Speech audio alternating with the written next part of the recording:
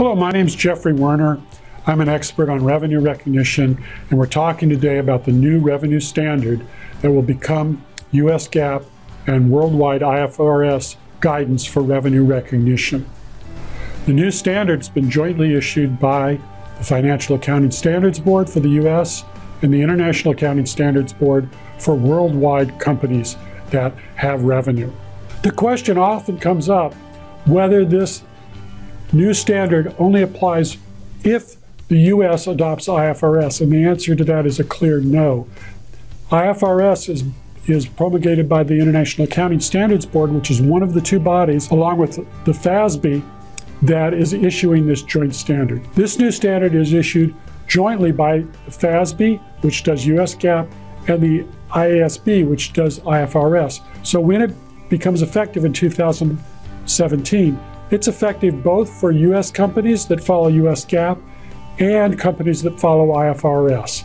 It's not a question of if the US adopts IFRS, it's a question of when the new standard becomes effective, and that's 2017 for public companies and 2018 for private companies. What are some of the changes that the new standard has? Well, under current US GAAP, a lot of the revenue recognition rules are very specific, rule-based guidance. Under the new standard, the approach to revenue recognition is going to be more based on principles, and that principle includes the concept of expectation and estimates about what's going to happen, whereas under current US GAAP, we only do the fixed and determinable amounts of revenue recognition. But in 2017, when companies issue their financial statements, they may need to present 2015 and 2016 also under the new standard. That's the retrospective adoption method of the new revenue standard.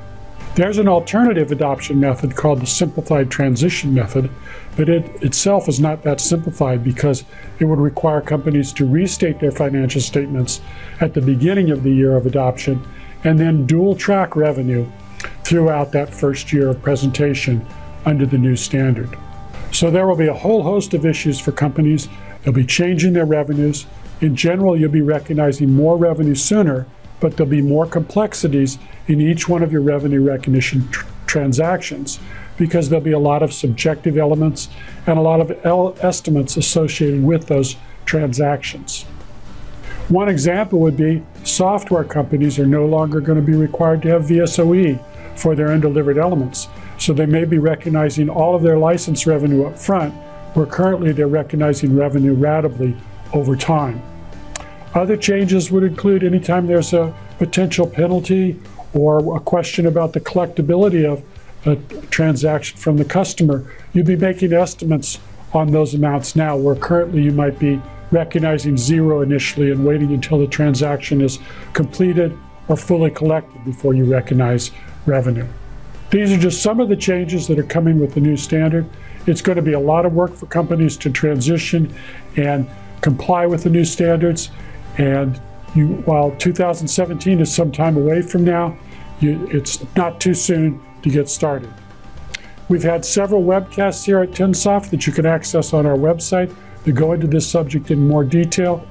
And there's a lot of information available around the web and from the FASB and the various accounting firms. So I recommend that you take some time, get informed, take a look at the webcast that we've done here at Tensoft, and learn all about the new revenue recognition standard.